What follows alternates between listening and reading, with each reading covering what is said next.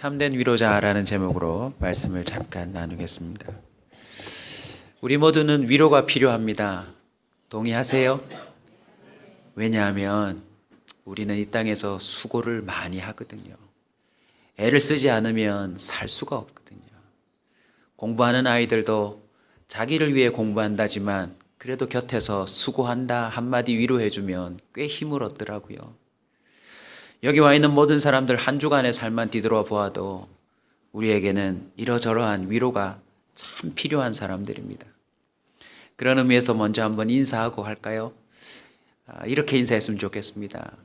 하나님이 다 아십니다. 한번 인사하십시다.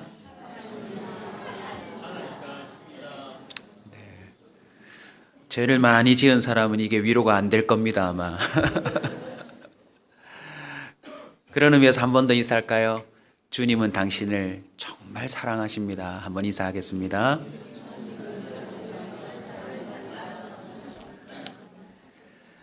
저는 오늘 교회 안에 참된 위로가 재건되어야 됨을 함께 나누려고 합니다.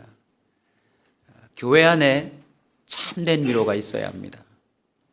세상 사람들 모두 위로가 필요하고 또 간절히 찾고 있는데 어디를 가도 만족스러운 위로를 못 얻고 있나 봐요. 아우성들입니다. 표정을 보면 알 수 있고요. 좀 더 강력한 자신의 뭔가를 채워줄 만한 걸 찾아다니는 걸 보면 여전히 그들은 위로를 못 받고 있는 것 같아요. 그래서 교회가 참된 위로로 충만해야 합니다. 참된 위로가 재건되려면 교회로 지칭받고 또 부름받은 저와 여러분이 먼저 참된 위로자가 좀 되어야 합니다. 오늘 본문 4절을 한 번 더 같이 읽을까요? 읽습니다. 우리의 모든 환난 중에서 우리를 위로하사 우리로 하여금 하나님께 받은 위로로서 모든 환난 중에 있는 자들을 능히 위로하게 하시는 이시로다. 저와 여러분이 진정으로 교회로 부름받았다면 우리는 하나님께 위로받는 사람이어야 합니다. 그리고 무엇으로 증거되어야 합니까? 우리는 이제 다른 사람을 위로하는 존재가 되어야 합니다. 참된 위로를 할 수 있는 위로자는 하나님께 받은 위로가 있다. 바울은 하나님께 받은 위로로 오늘 고린도 교회 사람들을 위로하고 있습니다. 그래서 제 설교가 언제 끝날지 모르겠지만 좀 짧을 거예요. 오늘 온종일 고린도후서를 한번 쭉 묵상하시면서 제가 던져드린 그 씨앗 같은 말씀들을 가슴에 품고 또 품으시면 엄청난 위로가 되실 겁니다. 저 또한 잠깐의 휴식을 통하여서 이 본문을 바라보며 얼마나 위로를 얻었는지 몰라요. 바울은 하나님께 위로를 받았습니다. 그리고 그는 어느새 바울의 이름만 들어도 떨게 만들던 그런 위협자가 정말 편지든 또 소문이든 이 사람이 했던 모든 사역이든 많은 사람들에게 참된 위로가 됐대요. 저에게도 큰 위로가 되었기에 오늘 여러분과 함께 그 은혜를 짧게나마 나누려고 합니다. 하나님께 위로를 받은 참된 위로자는요, 어떤 사람인가? 아이러니하게도 1장 9절을 보면 사형 선고를 받은 자, 사형 선고를 받은 사람이 의외로 참된 위로자가 될 수 있대요.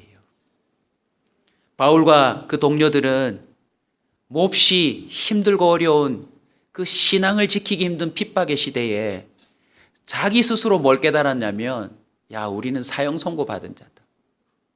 그냥 순식간에 죽을 수밖에 없는, 신락 같은 희망도 없는 그 매일의 삶에 봉착했는 모양이에요. 그런데 신기하게도 사형 선고받은 자다라고 자기를 생각하는데 오히려 남을 위로하고 있어요. 왜 사형 선고받은 자가 참된 위로를 받은 자요 또 위로해 줄 수 있을까요? 오늘 본문에 보시면 자기를 의지하지 말고 오직 죽은 자를 다시 살리시는 하나님만 의지하게 하심이라.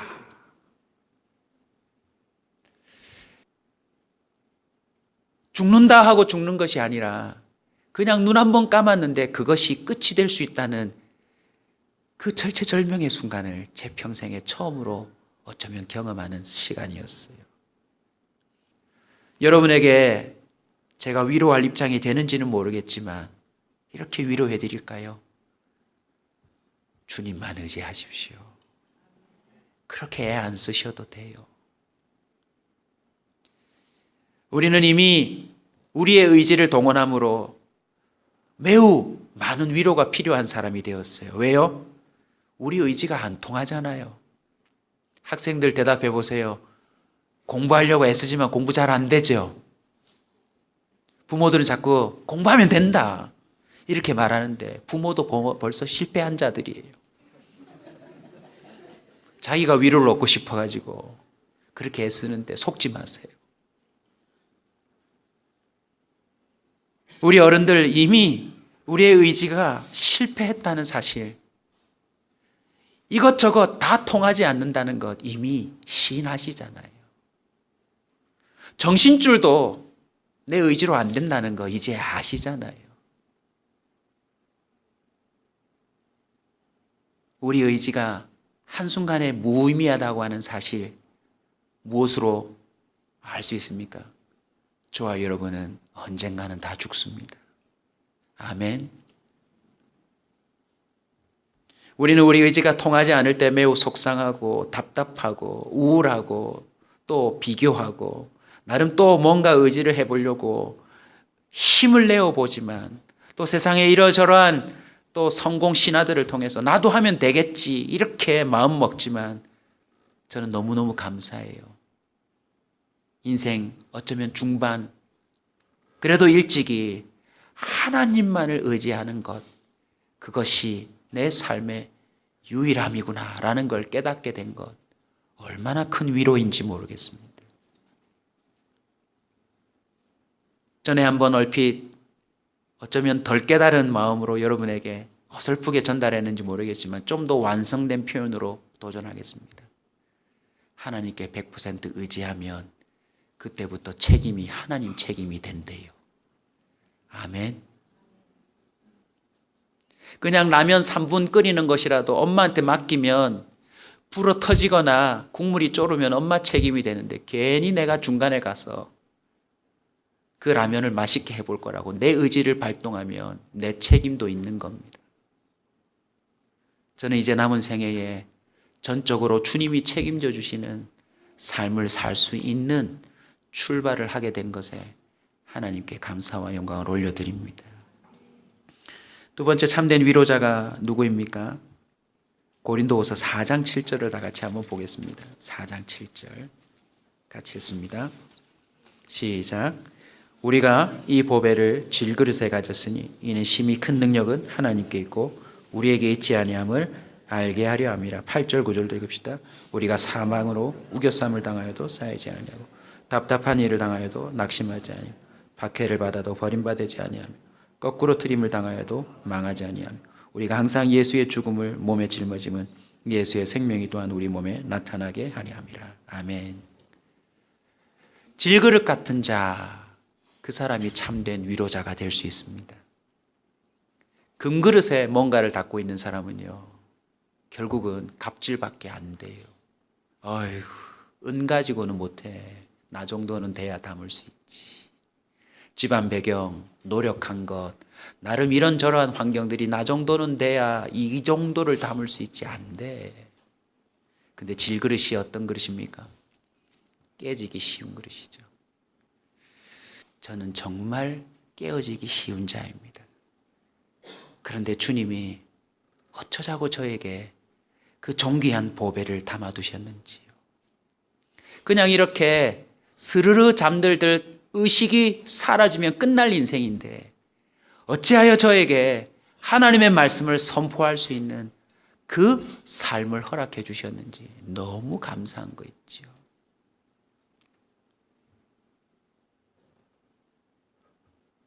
육체적인 약함뿐만이 아닙니다. 저와 여러분 영적으로 얼마나 많이 자주 깨집니까? 안 그래요, 여러분? 은혜 받았다고 자신했다가 바로 그날 저녁에 마귀짓을 하는 게 저와 여러분 아닙니까? 그런데 주님이 저와 여러분의 삶에 예수 그리스도를 증언할 수 있는 그 은혜를 담아주셨대요. 할렐루야. 고린도후서 4장 16절입니다. 그러므로 우리가 낙심하지 아니하노니 우리의 겉사람은 낡아지나 우리의 속사람은 날로 새로워지는도다. 아멘. 저와 여러분은 너무너무 위태한 자들입니다. 너무나도 부실한 자들입니다.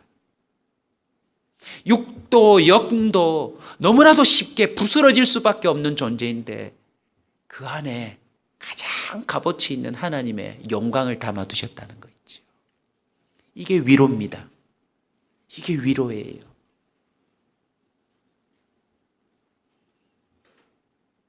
여러분의 성정, 여러분의 집안 배경, 여러분이 갖고 있는 능력, 그 모든 것들도요, 너무나도 쉽게 찢길 수 있는 비닐봉지에 불과해요. 근데 거기에 예수 그리스도가 담겨져 있습니다. 하나님이 저와 여러분을 쓰실 것입니다. 잠시 있다 흔적 없이 사라질 인생임에도 불구하고 우리가 살아 숨쉬는 동안 하나님이 우리를 쓰실 겁니다. 오늘부터 하나님 앞에 이렇게 감사하며 스스로 위로를 받으십시오. 저 같은 자도 되겠습니까? 저 같은 자도 되겠습니까?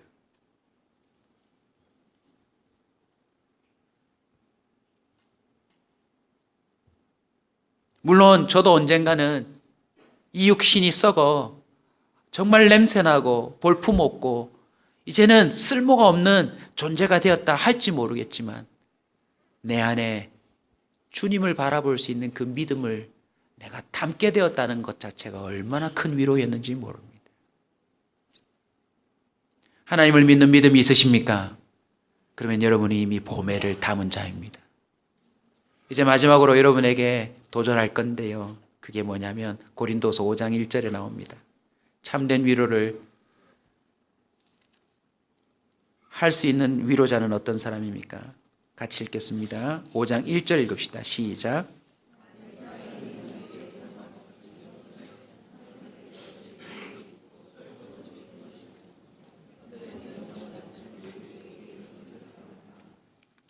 아멘. 2절도 읽읍시다. 참으로 우리가 여기 있어 탄식하며 하늘로부터 오는 우리 처소로 덧입기를 간절히 사모하노라. 이번에 이런 쓰러짐이 아니었으면 이 고린도 후서를 이렇게 이해를 못했을 거예요. 우리의 장막집이 무너지면 하나님께서 지으신 집, 곧 손으로 지은 것이 아니요 하늘에 있는 영원한 집이 우리에게 있는 줄 아느니라. 화장실 바닥에서 눈을 뜨는 순간 저는 이걸 경험했어요. 아, 이 집은 무너지는구나. 그런데 또 다른 집이 있겠구나. 할렐루야. 그래서 저는 더더욱 위로를 받았어요. 왜냐하면 아직 제가 집이 없거든요. 병원에 있으면서 제일 많이 본 게 뉴스인데 뉴스 보니까 점점 절망이 생기더라고요. 서울은 1, 2년 만에 6억씩 집이 올랐다면서요. 어떻게 집을 사죠? 여러분 앞으로 집에 대한 절망과 낙심 절대 하지 마세요. 저와 여러분은 이미 집이 있어요. 아멘이 별로 없네요.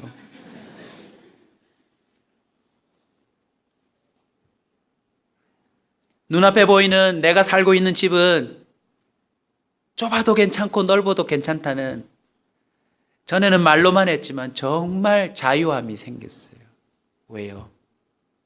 달팽이처럼 이 집을 내가 벗고 주님이 예비하신 진짜 집으로 진짜로 갈 거니까요. 그리고 그 눈 한번 딱 감는 순간 아둥바둥하며 근심 걱정하며 쌓아 올렸던 이 집은 아무것도 아니라는 것을 알아버렸으니까요. 저와 여러분이 평생에 애쓰고 힘쓰며 위로받지 못하며 아둥바둥 살았던 삶은요, 눈 한번 감으면 아무 의미 없어요. 5절 다 같이 읽읍시다. 5장 5절 시작. 곧 이것을 우리에게 이루게 하시고 보증으로 성령을 우리에게 주신 이는 하나님이시니라. 할렐루야. 우리가 이 육신의 장막이 무너질 때 영원한 집이 있다는 것을 뭘로 알 수 있나요? 내 안에 마치 보증서처럼 성령을 주셨다는 것으로 알 수 있어요.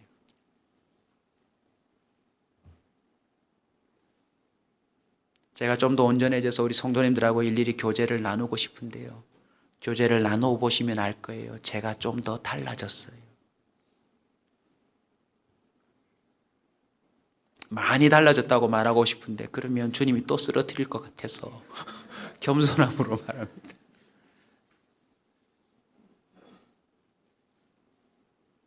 10절 다 같이 읽겠습니다. 10절 시작.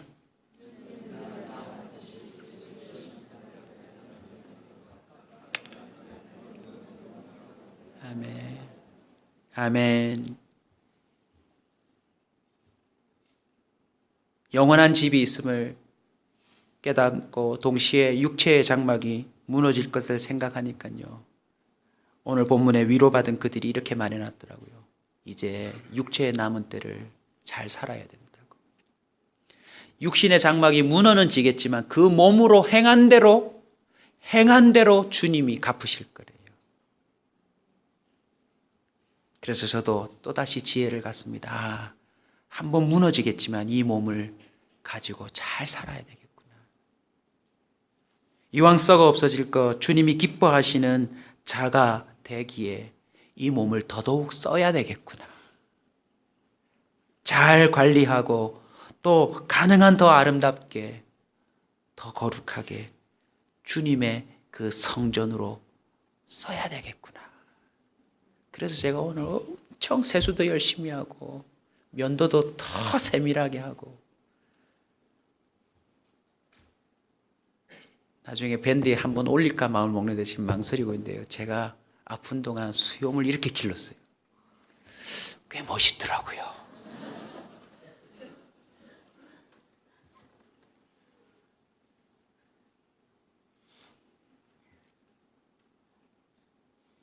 다시 말끔히 자른 이유는 하나님이 제 안에 이렇게 일하고 계십니다 라고 하는 것을 여러분에게 조금이라도 드러내고 싶어서 말끔히 하고 왔습니다. 말씀을 맺겠습니다. 참된 위로를 할 수 있는 사람은 참된 위로를 받은 사람입니다. 누구로부터요? 하나님으로부터. 그 사람을 세 가지로 오늘 설명해 드립니다. 첫 번째는 어떤 사람입니까? 사형 선고 받은 자. 두 번째는요? 네? 네? 네, 질그릇 같은 자. 마지막 세 번째는요? 영원한 집이 있는 자. 그 뒤에도 더 많아요, 고린도후서에. 오늘은 세 가지만 좀 가지시면 좋겠고요. 이 사형 선고를 받고 질그릇에 보배를 담고 영원한 집을 갖고 있는 사람을 종합해서 오늘 고린도후서에 뭐라고 표현하냐면 우리 다 같이 찾아서 읽겠습니다. 6장으로 갑시다. 같이 읽겠습니다. 1절 읽겠습니다. 시작. 우리가 하나님과 함께 일하는 자로서 너희를 권하노니 하나님의 은혜를 헛되이 받지 말라. 3절.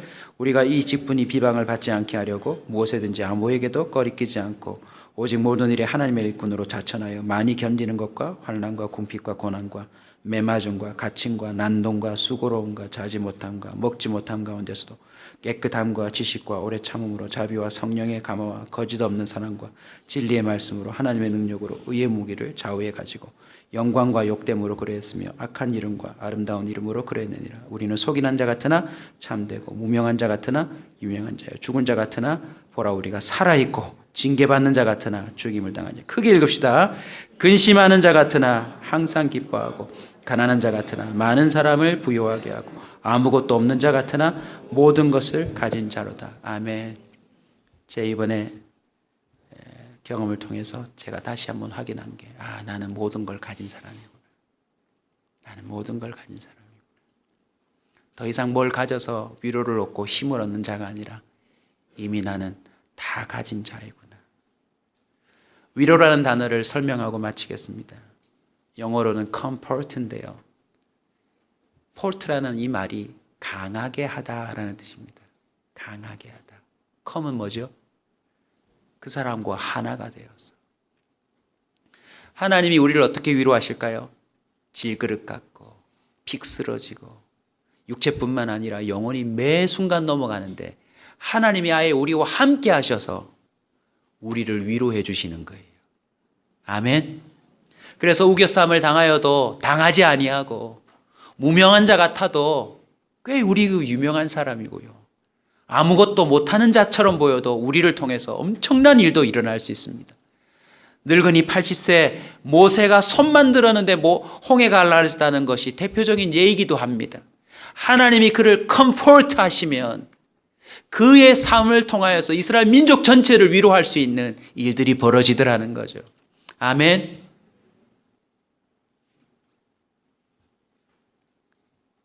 죽음과 생명의 경계선에 있는 듯 보여도 저와 여러분은 이미 사형 선고 받은 자 같으나 질그릇의 보배가를 가진 같으나 영원한 집이 있는 자요 모든 것을 가진 자인 줄 여러분 믿으시고 하나님으로부터 오직 위로를 받고 살아가는 사람 되실 뿐만 아니라 이제 저와 여러분이 좀 세상 사람들을 제대로 위로할 수 있는 자가 될 수 있기를 주의 이름으로 축원합니다.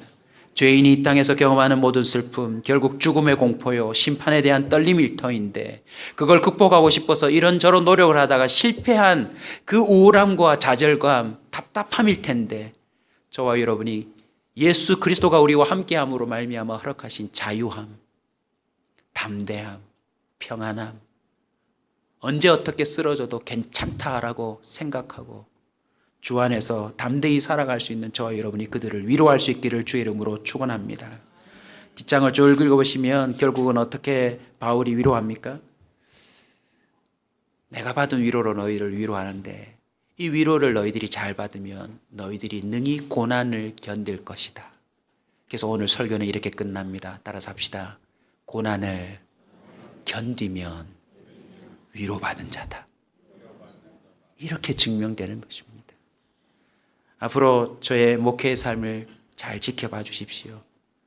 환난, 고난, 그 어떤 어려움들이 있겠지만 그것을 잘 견디면 제가 하나님의 위로를 받고 사는 것일 거고 맨날 아프고 힘들고 또 쓰러지면 자기 의지대로 하려고 하다가 또 저렇게 어렵구나 그렇게 생각하셔도 될 것 같아요.